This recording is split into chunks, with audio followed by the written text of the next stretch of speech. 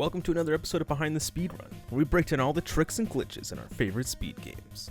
I'm JKdaPlague, and today we're going to be looking at Ninja Gaiden for the NES. Ninja Gaiden was released in 1989 by Tecmo. It was an immediate smash hit for Nintendo. I mean, look at these cutscenes, this music, it has to work ninja! For the time that this game was released, a lot of this stuff was cutting edge. The biggest downside is just how hard this game is. After just a few deaths, I began to look around and realize death is all around us. Sometimes the deaths just feel unfair. Like, what was I supposed to do about that? I had to die in order to know that guy was there. It's definitely a game where you have to die in order to learn how to play it, but at least you get infinite lives in order to keep on trying. Now for speedrunners, the difficulty is no problem. Today we're going to be looking at the any percent category, where the rules are just to beat the game.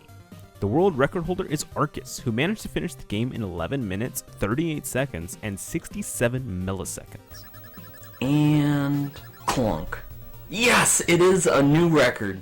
The run is very short, but there is a lot to look at. So with that, let's get started and take a look at the run. Before any run starts, we already have a trick to look at. Throughout the game, there are these hammer bro type enemies. They take different forms, but their throws are all RNG based. Luckily for us, we have a way to control the randomness. From the moment the console is powered on, the game starts a global timer. The timer advances in increments of one single frame, ranging from 0 to 255. Once the timer goes through all these increments, it will start over. This process will repeat for the duration of the game. This controls the RNG based on where the timer is when the enemy spawns. What runners have discovered is that the lower the frame count is on the scale, fewer hammers will actually be thrown, while if it's higher on the scale, more hammers get thrown. Runners have become so consistent at the game that they know what to expect most of the time. Going too slow or even too fast can throw off the timing and what to expect, leaving runners to adapt and build new strategies for these scenarios. For world record attempts, getting on the correct global timer is as easy as just resetting the console and just mashing that start button. Here we go. Reset. Mash or smash. 3, 2, 1, boom. From then on, it's just being as consistent as possible. Now that we know how to start the game, let's start the game. You would expect the run timer to start when, you hit start, but for Ninja Gaiden, that's actually not the case. Timing always begins when we gain control of Ryu. It's just easier to start timing this way. That way, if there's any timing discrepancies, we can just go straight to the frame data. I'm sure there's other good reasons for us to start timing this way, but this one just makes the most sense to me. Now that we're on the good RNG, we can finally start doing 1-1. Naturally, since it's 1-1, it's a pretty easy level. As we advance through the level, we get to our first movement trick, the damage boost. When Ryu takes damage, he gets a small amount of height while he gets knocked away from the enemy. This allows us to reach places that we normally wouldn't be able to jump to. Performing this damage boost here allows us to get the most broken item in the game, the Spin Slash. Spin Slash is an item that basically makes us invulnerable. It costs us 5 Ninpo to use, so we gotta get those Ninpo drops. We can see our total Ninpo right up here. Since collecting Ninpo and the Spin Slash is so important to the routing of this game, I'm going to include something up here in the corner for how much Ninpo they collect on a screen and how much Ninpo they use on the screen. Continuing on with 1-1, we get another damage boost and a wall clip. This wall clip is not that hard. All you have to do is jump off this ledge a little late and continue to hold A, allowing you to jump off the wall. After all that, it's time for the first boss. And he's dead. Yup, that's right. Spin Slash is so powerful it kills bosses in no time. It deals damage every single frame it's active. So yeah, those bosses that you struggle with so much, there you go. Now go beat them up yourself. Moving on to 2-1, our first screen is just gathering a lot of Ninpo. We get to see our first set of wall climbs though. Normally when Ryu jumps off a wall, he goes flying off in the direction that you would expect him to. However, by quickly moving back onto the wall after we jump, we can climb up the walls a bit faster. It's very hard to be consistent at, and if you fail, it usually means a reset for top runners. The second screen features a nice little jump trick. Jumping under this platform gets us right in there, allowing us to do a little hop-ho and continue on. We also get our Spin Slash here, which we immediately get rid of in the third screen. Now I know what you're thinking, but JK, you said that the spin slash was the most broken weapon in the game. You're right, it is. But we're gonna grab the windmill star. We like to call it the swag star. Why? Well, 2-2 opens up with it immediately. By jumping, we can avoid picking up the swag star as it comes back to us, keeping us safe as we move through this screen. For the second screen of 2-2, we get the fire wheel, killing anything that comes into contact with us. The third screen gives us another fun damage boost, and we get our spin slash back. Time for the second boss. Spin to win! In 3-1, we get a nice time stop to keep us safe. Then we grab this shuriken so we can pull off a sick snipe. By throwing this shuriken at the right time, we can move forward just in time to spawn this, thing, killing it to get the flames. Spin slash actually doesn't spawn before the next boss, so we gotta make do with these flames. 3-2 features some gnarly strats. First, we gotta keep this bird boy on screen. Use him for a nice bird boost, but wait, we're not done with him yet.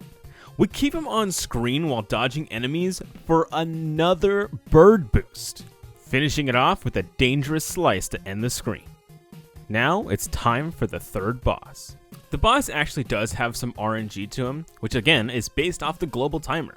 Runners typically know which pattern they're going to get when they enter the room. And since runners typically are going to go for the good pattern and they can control it by just waiting, I'm only going to talk about the good pattern.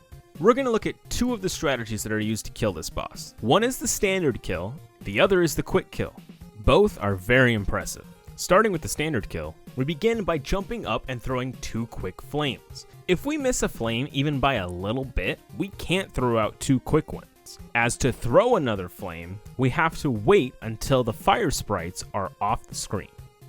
After that, it's a quick slash and then a quick flame, and then to another quick flame as he's jumping across. After that, it's just 1 and then 2. He'll always die in this spot for the standard kill, so watch out for it while you're looking at runs. The quick kill is a little different. The beginning opens up with the same exact style as the first kill with 2 quick flames. Now we get hit as we throw a third flame, which allows us to run, jump, and get a nice fourth flame, slash, jump up, and then get the final flame for the kill. Again, he'll always die in this spot for the quick kill, so again, watch out for it. Alright, let's take a break from the run and just to get some self-advertisement right in here. If you like the content you see, please hit that subscribe button to get notified immediately when a new episode comes out. And if you have a run you'd like to see broken down, leave a message in the comments. Alright, let's get back to the run. Moving on to 4-1, it's time to get our spin slash back. We then get 1 boost off this bat, and then another off this bullet to take us up, where we get a quick set of wall climbs, continuing up to this nifty bird boost. 4-2 has some good showing of spin slash safety. We end this screen with a good boost. 4-3 shows us another clip. This clip is again easily done by holding A as we jump through it, allowing us to get a nice wall bounce, but in order to cling to the wall we have to hold up at just the right time, and then BAM! We on the ladder. The second screen has a small little damage boost. Arcus says that he does this boost to help avoid a bad enemy pattern from this guy. The third screen has some wall climbs, and then we get this guy to shoot at us for another boost.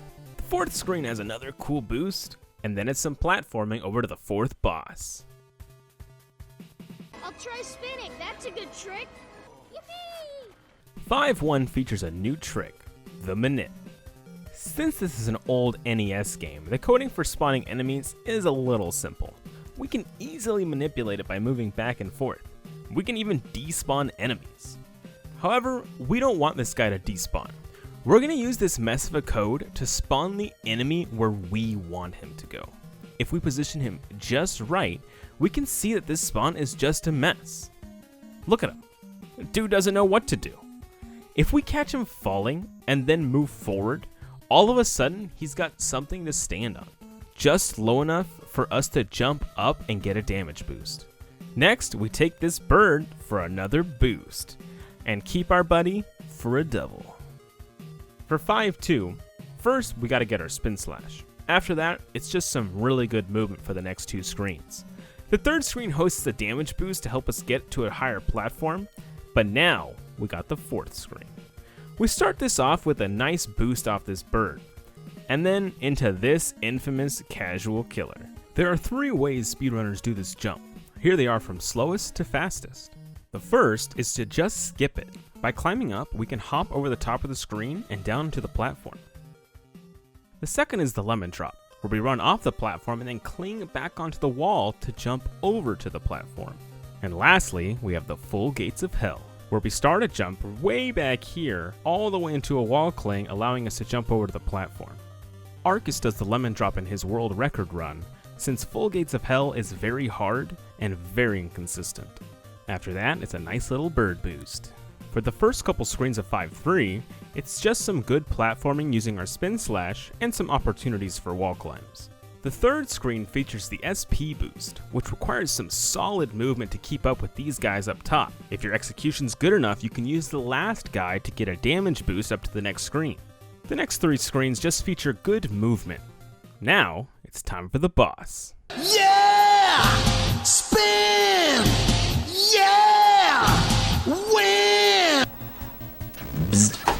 Moving on to 6-1, the first screen has some nice quality movement. We'll make sure to grab this swag star for safety on the next screen. In his world record run, Arcus actually stops there for a moment just before entering 6-2. This is to get the global timer where he wants it to be. The amount of game knowledge required to know how long to wait is just incredible. For 6-2, we get to see more swag star strats. Again, these strats are purely for completing the screen safely. Safety often means consistency in speedruns, and it's very important for a run that's this optimized. After we get our spin slash, we turn back slightly to get Jetpack Man to spawn over here, and we use him for a boost. The next 2 screens feature just some more solid movement and another wall climb section. The 4th screen is the famous AVGN room. The hardest section of the whole game is this part right here. This is impossible! How am I supposed to beat this? But with our spin slash, the room is trivial. We even get a boost at the end. Screen 5 features another boost that's a little bit hard. We have to actually time when this guy jumps in order to boost over the pit. Failure means death. Moving on to 6-3, we have the last stage of the game. The first screen we get a bat boost. The second screen we get a bird boost. The third screen is nothing. But then we get the 4th screen. 4th screen we get another time stop for safety, and then we need to spin through these enemies while avoiding picking up any of the weapons. Picking up a weapon here is devastating. Hopefully you kept your spin slash because now it's time for the boss. And he's dead! The first boss is easy enough with the spin slash, but the game takes away our spin slash for the next 2 bosses. The second fight is Jackio, the boss that stopped my casual playthrough. In his world record run, Arcus does the plate kill, which leads us into the last technique of this game.